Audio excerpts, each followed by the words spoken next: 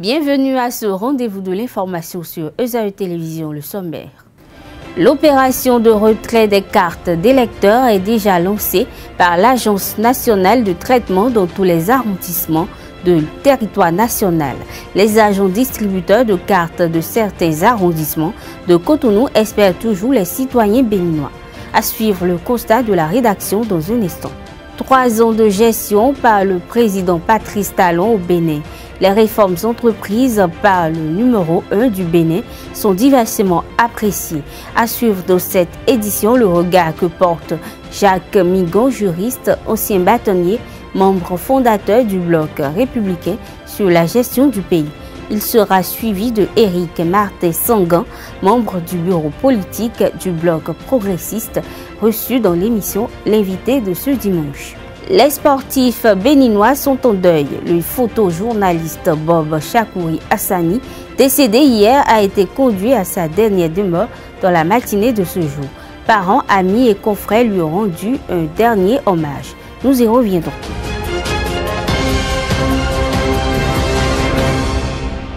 Mesdames et messieurs, bonsoir. La distribution de nouvelles cartes d'électeurs dans le cadre des législatives du 28 avril 2019 a démarré depuis quelques jours au Bénin. Les agents distributeurs ont été installés et équipés dans plusieurs arrondissements de la ville de Cotonou pour cette opération prévue pour durer 10 jours. Cependant, ils déplorent l'absence des populations concernées par cette actualisation. Une équipe de la rédaction de ESAE Télévision est allée faire le constat. L'opération de distribution des cartes d'électeurs aux nouveaux majeurs, aux personnes ayant formulé une demande de duplicata et à celles ayant demandé des transferts a effectivement démarré. À Cotonou, dans le 9e, 10e et 12e arrondissement, les agents installés à l'occasion reçoivent déjà les premiers citoyens concernés par l'actualisation de la liste électorale permanente informatisée, l'EPI. Interrogés, les agents distributeurs ont expliqué la procédure à suivre. Quand on vient retirer la carte, on se présente avec une pièce d'état civil, soit la carte nationale, passeport ou bien l'ancienne carte LEPI. Et l'agent vous répond, comme ça vous orientez l'agent à pouvoir vite retrouver la carte parmi tout le lot, quoi. Maintenant, après cela, l'agent identifie la carte, après il vous fait émarger dans le registre. Celui qui doit retirer la carte, c'est le propriétaire même. On ne peut pas envoyer quelqu'un lui retirer la carte. Malgré la présence effective des agents distributeurs, le constat fait est celui de l'absence des personnes prises en compte par l'actualisation de nouvelles cartes d'électeurs. Une situation qui, selon les agents et les citoyens rencontrés, serait la conséquence d'une mauvaise communication. Ils viennent à compte-gouttes. Comme ils n'avaient pas l'information, le premier qui était venu retirer, lui, il a une information dans la revue de presse de Huawei. C'est pourquoi il s'est dirigé vers le centre pour pouvoir retirer sa carte. C'est la faute à COSLEPI, si je peux m'exprimer comme ça. Parce que nous, on n'est pas informé de l'opération. Moi, j'ai appris ça à la radio. C'est comme ça que je suis arrivé. Donc ça veut dire que la population n'est pas encore au courant. Les opérations prendront fin le 16 avril prochain. Pour l'heure, les populations informées se rendent à compte-gouttes dans les arrondissements pour retirer leur sésame qui leur permettra d'accomplir leur devoir civique le 28 avril prochain. Patrice Talon a bouclé les 3 premières années de son mandat le samedi 6 avril dernier. Un bilan satisfaisant dans l'ensemble de la diplomatie, à l'agriculture en passant par l'eau, l'électricité, l'économie, le sport, la sécurité ou encore la lutte contre la corruption. Aucun secteur n'est laissé. À cet effet, le juriste consultant, membre de l'Union progressiste Éric Martin-Sangan, reçu sur l'émission L'invité du dimanche 7 avril dernier sur ESAE TV, a donné ses impressions sur les 3 années de gestion du président Patrice Talon. On l'écoute pour plus de précision. Je voudrais réaffirmer l'indépendance totale du parti Union progressiste de la gestion du gouvernement du président Patrice Talon. Je veux qu'on fasse l'écart parce que les gens ont tendance à croire ou à faire croire que l'Union progressiste est une propriété du président Patrice Talon. Ce n'est pas vrai? Non. Et absolument pas. J'appartiens à un parti politique tout à fait indépendant et je me battrai pour affirmer son indépendance vis-à-vis de tout gouvernement, de tout pouvoir. C'est vrai que nous accompagnons le gouvernement parce que nous adhérons au programme d'action du président Patrice Talon, d'action du gouvernement. Maintenant, vous avez parlé du bilan des 3 ans. Vous savez, 3 ans, c'est peu. Hein? C'est peu. C'est beaucoup aussi. C'est peu, c'est beaucoup. En 5 ans, c'est quand même plus de la moitié. Pour quelqu'un qui a entrepris, qui a même commencé par construire une maison, et qui le fait avec ses fonds propres, je dis bien ses fonds propres, ce n'est pas de l'argent facile, hein? Pas de l'argent facile qu'on gagne, vous comprenez, et ça nous permet de faire en 2-3 jours une maison. Mais quand vous le faites à la sueur de votre front, vous savez qu'en 3 ans, vous n'avez pas fini. Et si vous finissez en 3 ans, ou en 1 an, ou en 6 mois, c'est que vous avez passé 10 ans ou 15 ans à économiser. Vous voyez, je constate que le pays est en chantier. Chantier institutionnel, chantier physique. Et on constate l'avancement. Tout n'est pas parfait. Tout n'est pas parfait. Nous reconnaissons que sur le volet social, il reste beaucoup à faire. Et ça va être le cheval de bataille de l'Union progressiste si le peuple souverain venait à nous accorder sa confiance. Ça va être notre cheval de bataille. Nous travaillerons à ce que le gouvernement fasse plus de social. Sinon, pour nous, c'est globalement positif. Toujours au cours de l'émission, le juriste consultant membre de l'Union progressiste, Éric Martin-Sangan, est revenu sur la lutte contre la corruption sous le régime de la rupture. On l'écoute à nouveau. On a vu les gens qui étaient ciblés, les gens qui étaient attaqués, quand bien même ce n'était pas une lutte contre la corruption. Vous voyez, j'ai constaté aujourd'hui que quand quelqu'un est indexé, quand quelqu'un est appelé pour répondre des actes délictueux qu'il a posés, rapidement, on le catalogue dans l'opposition et la personne s'arrange pour sortir du pays et on le qualifie, on le prend comme un exilé politique. Mais c'est des exilés volontaires. Vous comprenez? La lutte contre la corruption n'épargne personne. Je vous dis, moi qui suis ici, je me méfie. Je me méfie parce que, ayant pratiqué un peu le président Talon, je le connais. Ce n'est pas ici que je dirais que je ne le connais pas. C'est un monsieur qui a des principes, qui vous accompagne tant que c'est dans le cadre de ce que vous avez convenu de faire, mais qui vous tourne le dos, même si vous êtes son fils, dès que vous vous écartez de la ligne qui est tracée. La ligne qui est tracée, la ligne, puisque moi j'ai vendu le projet de société du candidat Talon aujourd'hui président. La ligne qui est tracée, c'est que tout le monde réponde de ses actes. Que l'on soit président de la République, que l'on soit ministre ou que l'on soit député, que tout le monde réponde de ses actes. C'est pourquoi très tôt, il a ouvert les chantiers de réforme qui, malheureusement, tous n'ont pas abouti. Tous n'ont pas abouti parce que beaucoup de Béninois, et quand je dis beaucoup de Béninois, je parle du Bénin politique, je parle des gens qui ont touché à la chose politique, des gens qui ont eu à gérer, à gouverner, à gérer le pays, de nos amis, un certain nombre d'amis députés à l'Assemblée. Étant propriétaires de grosses casseroles, n'ont pas permis à ce qu'un certain nombre de réformes aboutissent. Vous comprenez? Sinon, nous aurions passé l'étape de l'impunité au Bénin. Et il n'y a pas de développement sans impunité. Des voix s'élèvent toujours pour faire le bilan de l'an 3 du président Patrice Talon au pouvoir. Des grandes réalisations sont à l'actif du gouvernement de la rupture en 36 mois pour attirer l'attention des populations sur les grandes réformes engagées par le chef de l'État. Plusieurs séances de sensibilisation sont organisées sur l'ensemble du territoire national. Dans un entretien accordé à la rédaction, Maître Jacques Migan, ancien bâtonnier et membre du bureau politique du Parti Bloc républicain, a partagé avec nous son point de vue sur les grandes actions du gouvernement. Le micro d'Abdelkader Achiro. Le Bénin est réellement mis sur orbite, monsieur le journaliste. Je dis bien dans tous les secteurs. Commençons par le secteur le plus important pour nous, qui est le secteur prioritaire qu'on appelle l'eau. Le président Patrice Talon a dit que l'eau sera accessible à tous les Béninois d'ici 2021. J'entends par là l'eau potable.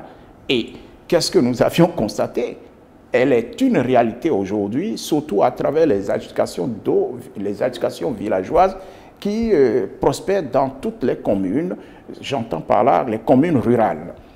Hier, depuis 59 ans, aujourd'hui, je vais dire depuis la cession de mon pays à l'indépendance, nous avions réalisé 666 adjudications d'eau villageoise. Le président Patrice Talon est en train de réaliser depuis 2018 à ce jour le tiers de ce que nous avions mis 58 ans à faire.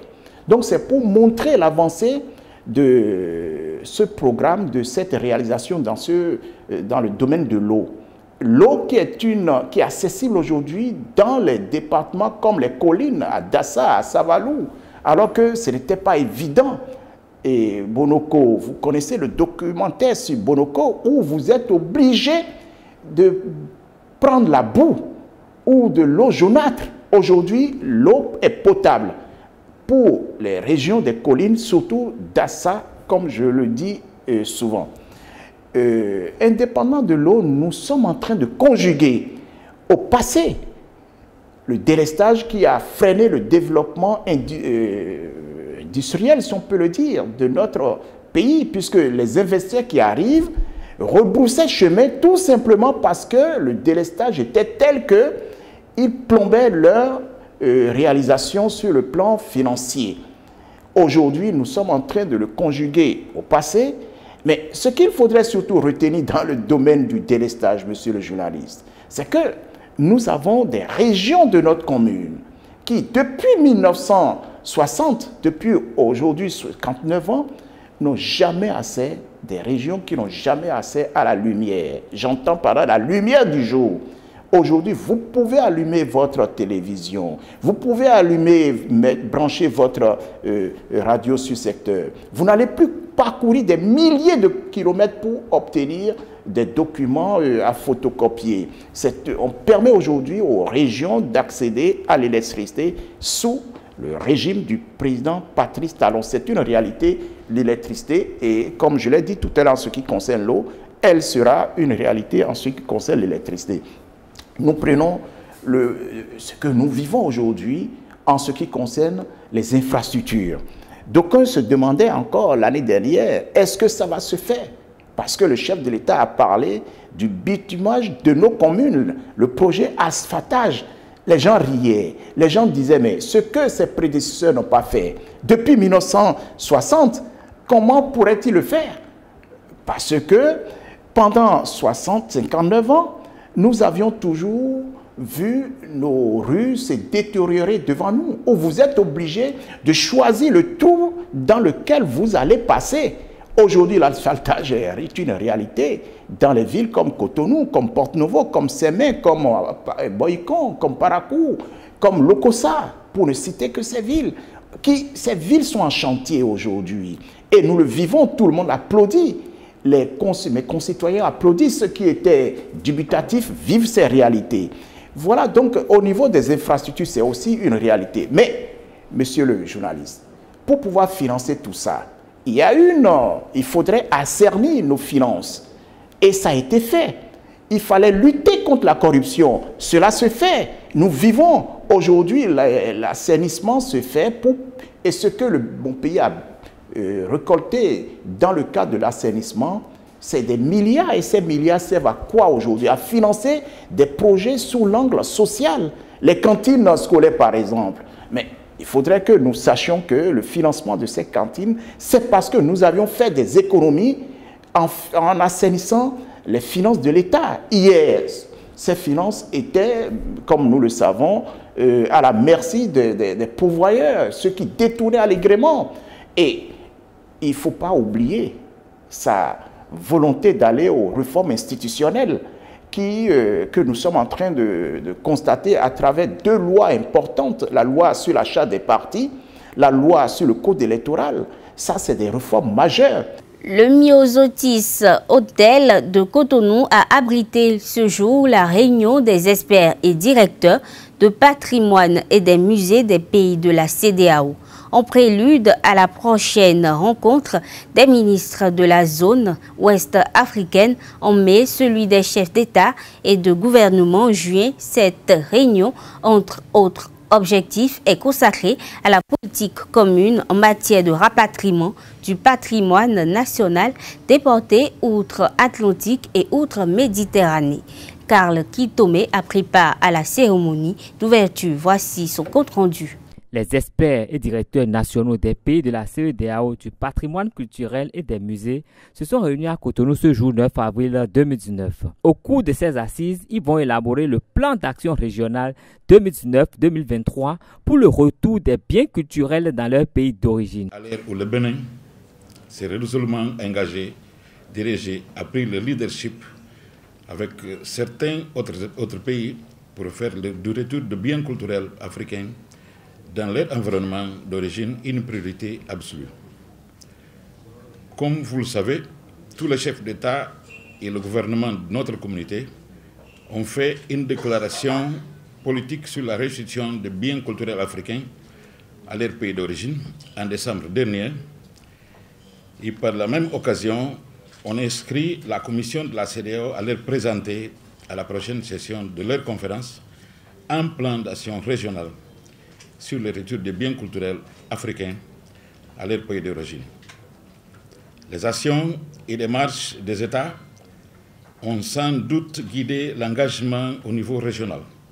Et cette réunion aujourd'hui marque un début d'implication technique afin que la communauté puisse disposer de ces plans d'action régionale 2019-2023 pour la restitution des biens culturels africains dans leur pays d'origine.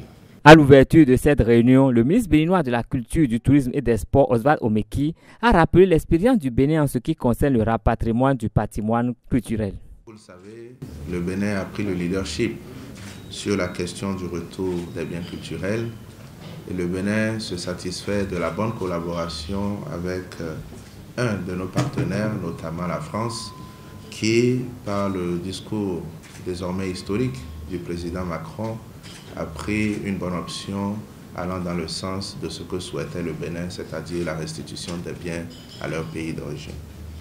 Nous sommes dans une démarche de partenariat, car nous avons conscience que même si ces biens appartiennent aux nations que nous sommes, ces biens participent désormais de ce que nous appelons le patrimoine mondial universel et devraient pouvoir être bien conservés dans les pays où ils se trouvent, mais aussi devraient pouvoir circuler dans le cadre de la coopération muséale pour profiter à tous les passionnés d'art, de culture et de patrimoine. À partir de l'expérience béninoise, les experts présents à Cotonou vont élaborer une feuille de route pour la sous-région ouest-africaine. La mort du roi du Tchèque Système, Stan Toron, reste dans les mémoires quelques jours après ses obsèques. Plusieurs personnalités lui ont rendu témoignage en marge des hommages officiels. Suivez quelques interventions de personnes qui l'ont côtoyé de près pendant qu'il était encore vivant et en activité. Ils sont au micro de Karl Kitome.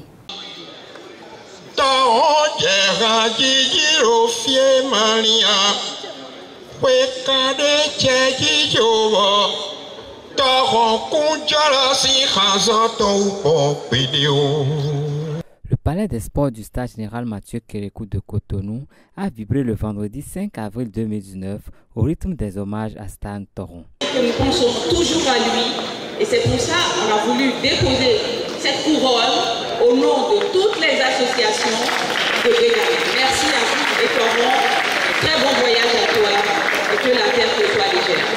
Je ne suis pas le fils de Toron, mais on a toujours dit que je suis son frère. J'ai de jeunes frères qui ont moins de 30 ans. Et ça les voit, il y a un grand amitié. La famille biologique de l'illustre artiste, le monde artistique et culturel et les autorités à divers niveaux se sont mobilisés pour honorer la mémoire de Roger Stanislas Mohamed Ibitoche Toron. Merci papa pour ce que tu es pour nous. Papa traverse le pont de l'éternité et rentre dans la maison de ton père qui t'attend. Au revoir papa, Roger Stanislas Mohamed Ibitoche Papi Grondé, roi dit Chunk System. Non. Un artiste ne meurt jamais. Stan restera vivant et présent dans nos mémoires. Oui, Stan, nous ne t'oublierons jamais. Nous, tes compagnons de route, nous engageons à poursuivre sans relâche l'œuvre que tu as si bien commencée et pour laquelle tu t'es sacrifié. Parfois, il est difficile de parler d'un homme dont l'œuvre même parle déjà bien. Vous avez entendu tout à l'heure le jingle de l'orchestre. C'est une belle dédicace que Stan a faite à nos chers étudiants. Et j'ai dit que si nous étions dans ce souhait de nous coller à l'actualité, ce serait encore une chanson de Stan. Parce que Stan nous invite au vote. Stan a chanté la mort, il a chanté la vie, il a chanté la joie. C'est encore Stan qui a fait cette belle chanson qui nous invite tous à critiquer ce qui ne va pas. Parce qu'il y a une belle émission matinale qui autorise les auditeurs, le peuple à dire ce qu'ils pensent. Et c'est encore Stan qui nous a dit il faut grogner. C'est Stan qui a dit que parfois un chef d'État peut fournir de gros efforts et ne pas être compris. C'est lui qui a dit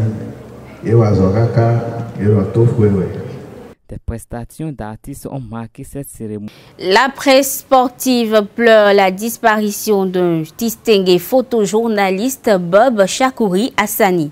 Âgé de 60 ans, il est décédé ce lundi après-midi suite à un malaise à son domicile. Ce mardi matin, il a été conduit à sa dernière demeure au cimetière PK14 selon les rites musulmans.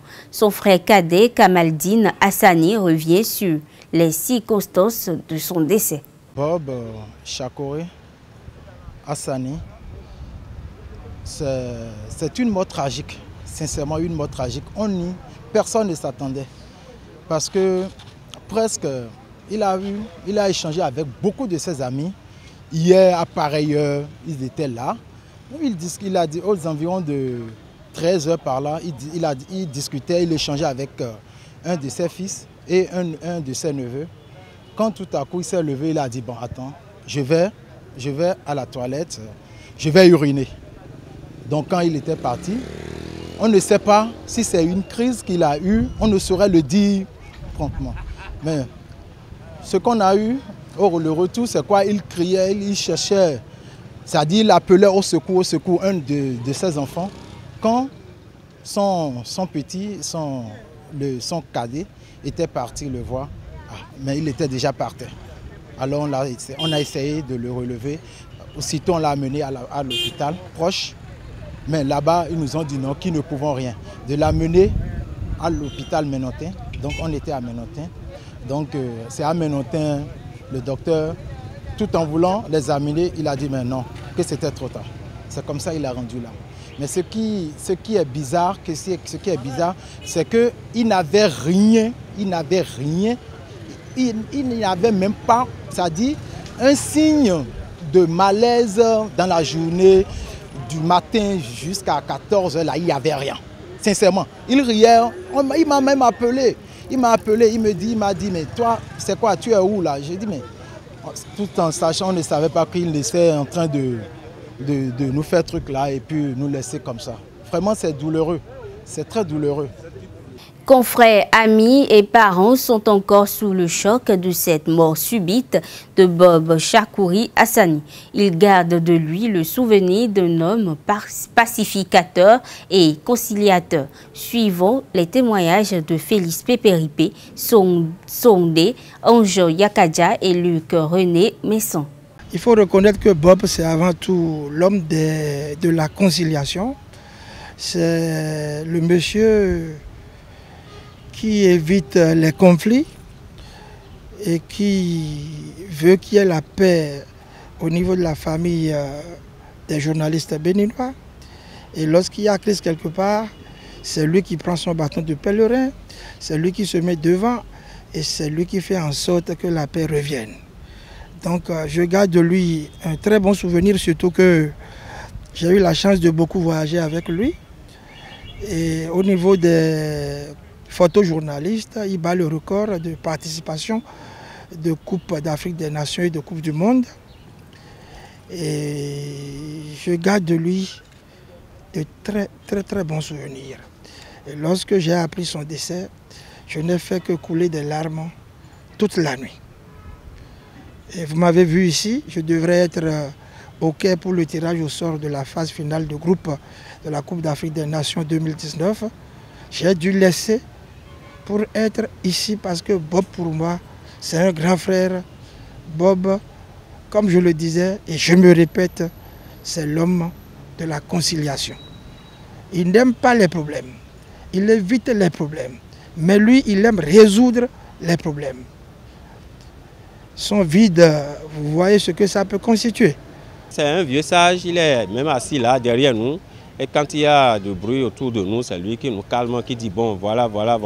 Ce qu'il faut faire, c'est moi qui parle, c'est le président qui parle et tout le monde se tait. Et effectivement, quand il dit tout le monde se tait, et on continue. Donc ça me fait mal qu'on prépare la CAN Égypte 2019. C'est vrai qu'il a dit bon, qu'on va rester ensemble un jour. Il m'appelle souvent un jour. On va rester ensemble comme d'habitude.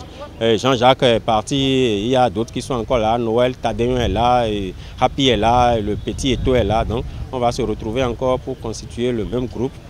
Dommage qu'après la mort de Jean-Jacques et Hong, c'est Bob qui s'en va. Et on prie tous les dieux pour que quelqu'un encore ne quitte pas ce groupe de photo-reporters sportifs que nous formons pour le continent africain. Que la terre soit légère, puis après nous tous qui sommes ici, perpétuer tout ce qu'il a fait comme acquis. Hein.